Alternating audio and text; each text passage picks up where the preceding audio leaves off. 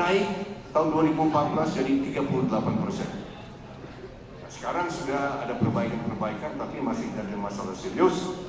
24%. Presiden terpilih yang baru ingin kita kurangi, kalau bisa sampai 0% stunting di Indonesia. Maka perlu peningkatan produksi pangan yang tadi kita sudah lihat tadi Pak Amran. Ya. Saya bisa bersaksi bahwa Pak Amran, Pak Menteri ini adalah paling disayangi Pak Prabowo Subianto saat ini. Paling disayangi. Dan akan lebih banyak disayangi nanti kalau kita jadi pengekspor pangan Pak Amran, saya bisa katakan.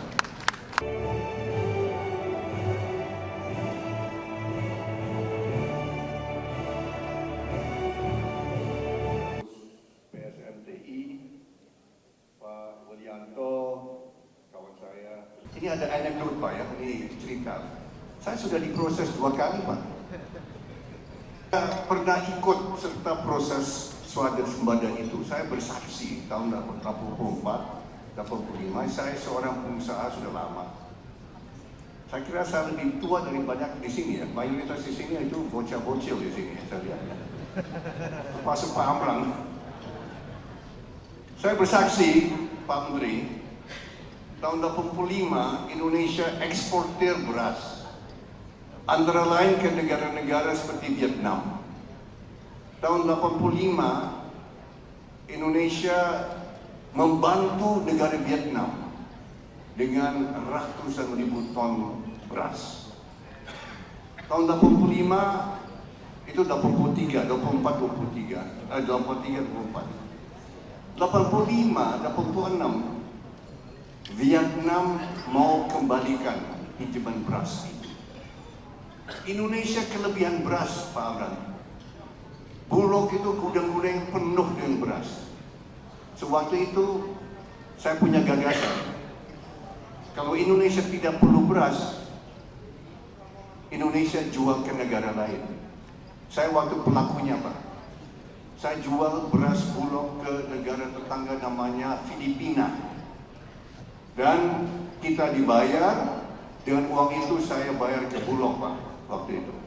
So waktu itu perdagangan internasional kita lakukan karena Indonesia eksportir beras Pak. So nanti kalau nanti Indonesia kelebihan beras Pak, saya menawarkan jasa saya Pak untuk Bapak. Kita ekspor ke negara-negara lain Pak. Banyak negara yang perlu beras dan beras kita Pak. Saya bisa ulangi pengalaman saya tahun 85-86 Pak. Saya berbangga waktu itu. Pengusaha Indonesia ikut perdagangan internasional. Kita jual beras Indonesia dari Vietnam, kita jual ke Filipina, uang kita kembalikan, saya bayar kembali ke Pak Bustanil Arifin waktu itu Pak. Itu pengalaman Pak. Dan waktu terbatas yang diberikan Pak Widianto, saya mau sampaikan kepada para hadirin bahwa saya seperti Pak Amran, kami sangat optimis akan masa depan bangsa kita. Tadi Pak Amran sampaikan bonus demografi. Nah, di sini masalah yang kita hadapi karena banyak rakyat kita kurang makan dan kurang gizi saat ini. Dan ini membahayakan masa depan kita. Ini menjadi landasan program dari Pak Prabowo yang namanya makanan bergizi gratis. Ini bukan makan siang saja. Ini adalah makan pagi, saraman pagi, dan makan siang. Dan hal ini sudah saya bicarakan sama kakak saya. Dia sampaikan gagasan ini tahun 2006, 18 tahun lalu. Ini gagasan beliau 18 tahun lalu. Belum ada Gerindra, Pak Menteri, belum ada Gerindra waktu itu. Pak Prabowo masih Dewan Pertimbangan Golkar, masalah. Tapi dia prihatin karena waktu itu ada data menunjukkan bahwa 30% anak-anak Indonesia di bawah umur 5 tahun menderita kondisi namanya stunting. Saya waktu itu tidak tahu itu stunting apa. Yang mengajarkan saya, menjadi guru saya mengenai masalah gizi dan stunting itu kakak saya, Prabowo Subianto, tahun 2006. Dan waktu itu dia punya ide, kita harus memberikan makanan yang bermutu kepada anak-anak kita untuk menghindari malapetaka bangsa, yaitu anak-anak masuk ke angkatan kerja dengan IQ rendah, IQ 70-72. Anak-anak yang mengalami stunting, kalau sudah jadi dewasa, mereka punya IQ 70-72, ibu-ibu, bapak-bapak. Itu yang dijadi masalah bangsa. 1 juta orang, tapi mutunya ya kasihan. Mereka di nasib mereka, kalau kita tidak bantu, kita nolong, itu jadi begitu. Manusia dengan IQ rendah. Nah, ini yang Prabowo ingin memperbaiki. Jangan sampai ini terlanjur. Saat ini menurut Kementerian Kesehatan, kalau tidak salah ya Pak Menteri, 24% anak-anak Indonesia stunting. Sempat naik tahun 2014 jadi 38%. Sekarang sudah ada perbaikan, tapi masih ada masalah serius. 24%. Presiden terpilih yang baru ingin kita kurangi, kalau bisa sampai 0% stunting di Indonesia. Maka perlu peningkatan produksi pangan yang tadi kita sudah lihat tadi Pak Amran. Ya. Saya bisa bersaksi bahwa Pak Amran, Pak Menteri ini adalah paling disayangi Pak Prabowo Subianto saat ini. Paling disayangi. Dan akan lebih banyak disayangi nanti kalau kita jadi pengekspor pangan Pak Amran, saya bisa katakan. Luar biasa. Ini program luar biasa, kita dengan teknologi dan lain-lain luar biasa. Nah, ada beberapa secara singkat, secara ringkas saya mau sampaikan, karena saya lihat di sini ada banyak 80% ya pengusaha, ada juga anggota DPR, ya. Mungkin tanggal 1 ya akan dilantik bersama anak saya juga akan dilantik, insya Allah tanggal 1. Saya juga diundang, tapi disuruh duduk di luar, Pak. Gak ada tempat untuk orang tua. Ya. Gak ada tempat orang tua di dalam, pelantikan itu khusus untuk DPR. Nah, ada beberapa program yang ingin dilaksanakan Pak Prabowo. Selain dari makanan gratis, di pangan, itu nanti dilaksanakan Pak Menteri, Pak Amran. Ada suatu kementerian baru akan didirikan kembali, yaitu Kementerian Perumahan. Tadi saya lihat, saya ketemu dengan mantan Ketua Umum REI, kalau tidak salah, ya. Salah satu program yang Pak Prabowo ingin jalankan, karena ini program sangat serius.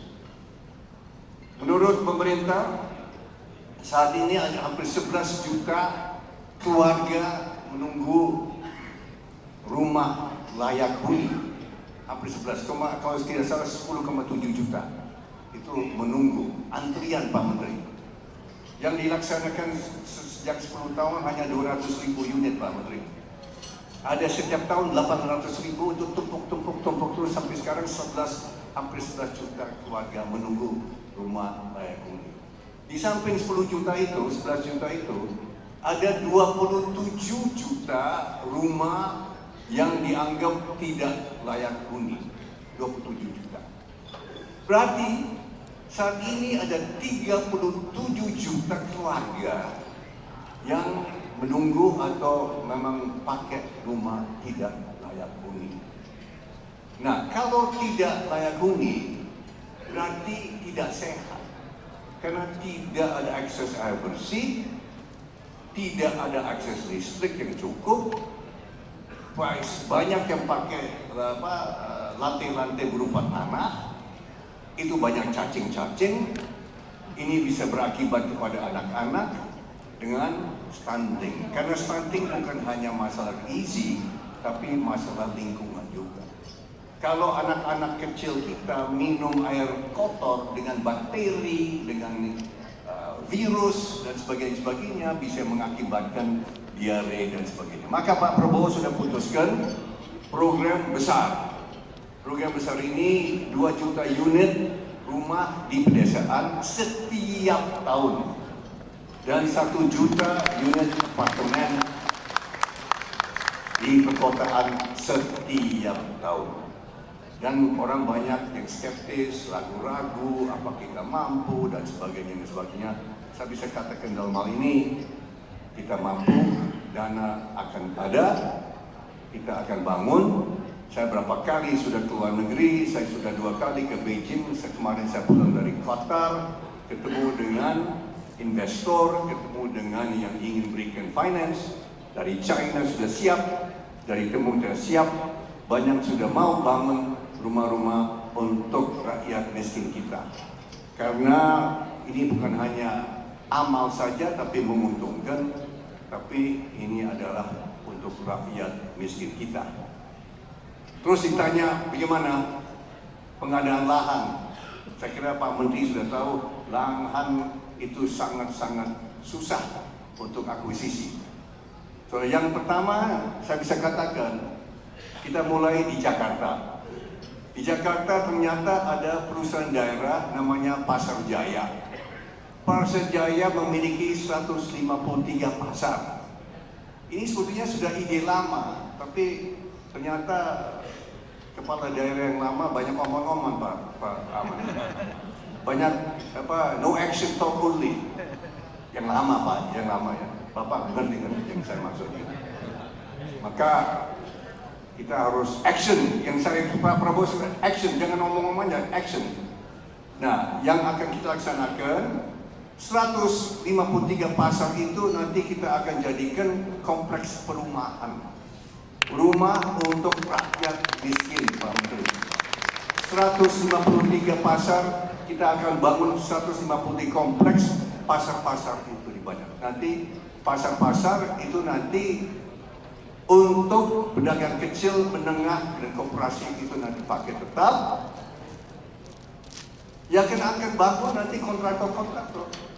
So kalau ada bapak-bapak di sini yang hadir, yang anggota Gapensi atau anggota apa kontraktor silakan nanti bisa ikut partisipasi membangun gedung-gedung.